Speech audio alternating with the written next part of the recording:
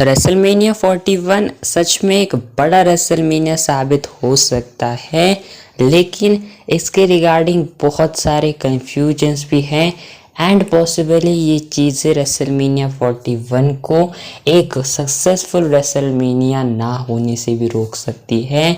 क्यों ऐसी चीज़ हो सकती है? क्योंकि अभी रिसेंट में ये जितनी बड़ी सारी चीज़ें WWE में हो रही हैं, तो ये चीज़ें बहुत बड़ा इम्पैक्ट डाल रही है आने वाले फ्यूड्स के ऊपर, स्पेशली रेसलमेनिया के कार्ड के ऊपर।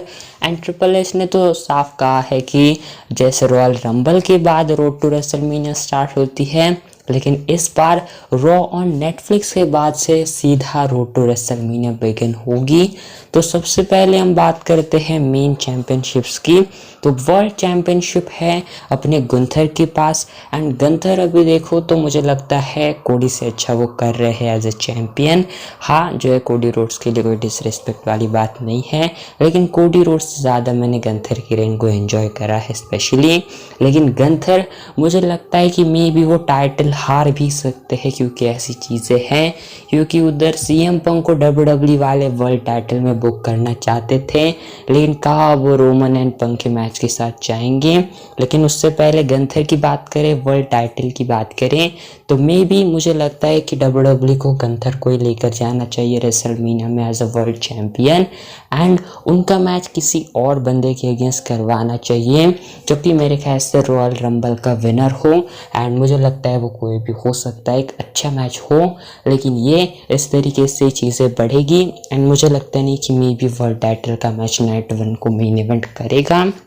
हाँ, अपने पंक एंड जो गुंथर का मैच है वो लाइव इवेंट में होगा, लेकिन वहाँ पर मुझे जो थोड़े से चांसेस लग रहे हैं कि टाइटल चेंज हो सकता है, लेकिन मे भी यहाँ पर WWE ना टाइटल चेंज करे। क्या पता रॉ ऑन नेटफ्लिक्स के शो के ऊपर कोई धमाका हो जाए, लेकिन ऐसी चीज़ मुझे लगता नहीं कि होगी। लेकिन मुझे लगता है कि गुंथर को जाना चाहिए एज ए चैम्पियन ही रेसलमेनिया में। एंड वही दूसरी तरफ बात रही और बाकी टाइटल्स की, तो वुमेन्स का मुझे लगता है रिया रिप्ली को जो है अभी नहीं जीतना चाहिए रॉ में, लिव मॉर्गन को ही कंटिन्यू करना चाहिए एज वुमेन्स चैंपियन, रेसलमेनिया में जाना चाहिए। लेकिन वही अगर वुमेन्स की दूसरी टाइटल की बात रही वुमेन्स चैंपियनशिप की, तो मुझे लगता है डेफिनेटली जो टिफनी सैटन है वो कैश इन करेगी। अब वो मुझे लगता है स्मैकडाउन के जब 3 घंटे का शो होगा तो वहाँ पर एक बड़ा धमाका पहली नाइट पर होगा एंड टिफनी चैंपियन बनेगी एंड देन शार्लेट फेयर के अगेंस्ट उनका मैच होगा रेसलमेनिया में। अब क्या पता शार्लेट फेयर जो है आए टाइटल रंबल जीते, वैसे भी जा सकती या फिर वो नंबर 1 कंटेंडर भी बन सकती है एलिमिनेशन चेंबर थ्रू। लेकिन वही अब बात रही मेन टाइटल की, जो कि है अनडिस्प्यूटेड टाइटल, तो इसका सिनेरियो बहुत गड़बड़ सा लग रहा है। कोडी रोड्स डेफिनेटली रेसलमेनिया में एज ए चैंपियन ही जाएंगे नाइट 2 को मेन इवेंट करने के लिए, लेकिन अब मैंने जैसे कहा कि गड़बड़ लग रहा है, अब ये सारी चीज़ें क्लियर हो सकती हैं, क्योंकि ये बात ऑफिशियल आप मान लो, कंफर्म मान लो कि रॉक ही जाएंगे कोडी रोड्स के अगेंस्ट रेसलमेनिया की नाइट 2 के मेन इवेंट के लिए। एंड ये एक 100% लॉक मैच है, जो कि मुझे लग रहा है होगा ही होगा एंड यही होगा नाइट 2 का main event. Cody Rhodes face करेंगे द रॉक को। अब क्या वो अनडिस्प्यूटेड टाइटल के लिए सिर्फ मैच होगा, या फिर क्या अपने रॉक की पीपल्स चैंपियनशिप भी उसके अंदर इन्वॉल्व होती है, ये देखने वाली बात होगी। लेकिन मे भी नेटफ्लिक्स के शो के ऊपर कोडी रोड्स को कन्फ्रंट कर सकते हैं अपने रॉक, या फिर डायरेक्ट वहाँ पे चैलेंज भी कर सकते हैं एंड इसके बाद हमें ये मैच इनका कन्फर्म होता हुआ दिखाई देगा। लेकिन अब सबसे बड़ी चीज़ आती है रोमन रेंस की एंड किस तरीके से लगेगा कि रोमन रेंस है रेसलमेनिया के कार्ड के ऊपर, लेकिन वो मेन इवेंट में नहीं है। पिछले 5-6 सालों से रोमन रेंस लगातार मेन इवेंट करते आ रहे रेसलमेनिया को, भले वो चैंपियन हो ना हो, लेकिन रोमन रेंस रेसलमेनिया के मेन इवेंट में नहीं होंगे, रेसलमेनिया में कार्ड के अंदर होगी भी, तो ये बात हजम नहीं होती। लेकिन शायद में भी ऐसा भी हो सकता है कि इस साल रोमन रेंस मेन इवेंट ना करें, सुनने में बहुत ही बेकार सा लगेगा, लेकिन मुझे लगता है रोमन रेंस अब Roman Reigns and solo Sikoa के मैच के साथ नहीं जाएगी। जिस तरीके से अपने लोगों का रिस्पॉन्स है, Roman Reigns and solo Sikoa का मैच रेसलमेनिया में नहीं होगा, क्योंकि लोग अब इसको वहाँ पर देखना चाहते ही नहीं है, इसलिए नेटफ्लिक्स में निपटा देंगे।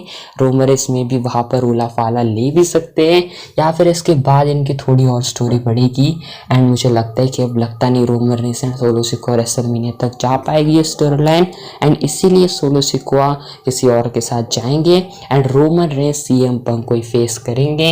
एंड जो चीज़ पॉल हेमन के पास अपने पंक ने मांगी थी, सीएम पंक ने मांगी थी, वो मे भी क्या इनका मैच हो सकता है। एंड मुझे लगता है किसी न किसी तरीके से अब WWE इन दोनों के पाथ्स को क्रॉस करवाएगी एंड इनका मैच जैसे जैसे फिट करेगी पॉल हेमन की ट्विस्ट के साथ रेसलमेनिया के अंदर। लेकिन मुझे लगता है ये नाइट 1 पर होता है तो शायद ये मेन इवेंट भी हो सकता है। अगर इतना बड़ा मैच है, भले टाइटल इन्वॉल्व ना हो, लेकिन मुझे लगता है ये मैच डेफिनेटली मेन इवेंट हो सकता है। लेकिन अगर दूसरा मैच होगा तो मे भी ये किक ऑफ कर सकता है। लेकिन वही दूसरी तरफ अपने बेचारे सेथ रॉलिंस का क्या होगा, अब पता नहीं। मुझे भी सेथ रॉलिंस के साथ WWE क्या कर सकती है। अब बाकी टाइटल मैच में तो वो कहीं इन्वॉल्व होंगे नहीं, लेकिन रॉलिंस के लिए बुरा लग रहा है, पिछले साल भी उनको मैच नहीं मिल पाया। लेकिन क्या इनकी स्टोरी को WWE रॉ के नेटफ्लिक्स की शो पर ही ख़त्म करवाएगी? सुनने में अजीब लग रहा है, लेकिन पता नहीं क्या होगा। उधर मैकिंटायर भी बैठे हुए हैं, उनका क्या होगा, वो किस तरीके से जाएंगे एंड पता नहीं, बहुत सारी कन्फ्यूजन्स डेफिनेटली है। लेकिन जॉन सीना भी होंगे शो के ऊपर, तो जॉन सीना का मुझे अब लग रहा है कि वो लोगन पॉल को ही फेस करेंगे। लोगन पॉल आ रहे हैं रॉ के ऊपर नेटफ्लिक्स के, तो मे भी वहाँ पर जॉन सीना भी हो सकते। तो इन दोनों का मैच भी WWE आसानी से बिल्ड करेगी। लेकिन अपने मैकिंटायर का क्या होगा, इन सभी के भी सोलो सिकोआ का कोई आइडिया नहीं है, उनकी ब्लड लाइन। इधर अपने जो यहाँ पर सेथ रॉलिंस है, उनका क्या होगा, ये सबसे बड़ा सवाल है। रॉलिंस किसके पीछे जाएंगे? रॉक एंड रोमन तो अब होगा भी नहीं इस साल, तो क्या इन दोनों के बीच क्या कभी जो है हमें सेगमेंट वगैरह नहीं दिखेगा? डेफिनेटली मुझे लगता है ऐसी चीज़ WWE कर सकती है कि इन दोनों के बीच जो है कोई ना कोई ऐसे टेंशन या फिर कुछ ऐसी चीज़ें ज़रूर दिखाए कि ये दोनों में भी किसी दौरान एक सामने सामने भी आ सकते हैं। किसी WWE के रॉ स्मैकडाउन की शो के अंदर बैक स्टेज वगैरह में ऐसा भी हो सकता है कि फ्यूचर का अगले रेसलमेनिया का मैच टीज करने के लिए ऐसी चीज़ें हो। लेकिन पता नहीं, चीज़ें बहुत गड़बड़ वाली हो सकती है। इससे दो ही चीज़ें हो कि एक तो रेसलमेनिया बहुत कमाल का हो सकता है, या फिर इन्हीं गड़बड़ के कारण रेसलमेनिया एक थोड़ा सा फीका शो भी हो सकता है। बाकी अब देखते क्या होता है रेसलमेनिया में। लेकिन होप है कि ट्रिपल एच काफ़ी कमाल का रेसलमेनिया ये डिलीवर करेंगे। बाकी आपको क्या लगता है कमेंट में आपके ओपिनियन जरूर बताना। एंड फिलहाल आज के वाले वीडियो बस इतनी सी थी।